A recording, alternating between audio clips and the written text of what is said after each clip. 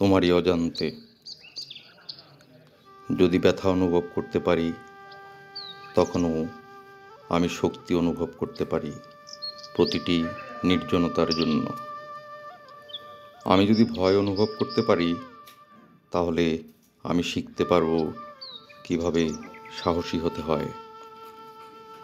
আমি যদি হতাশা বোধ করতে পারি, আমি প্রতিবার শিখতে পারি কিভাবে প্রিয়বিহীন বাঁচতে হয়।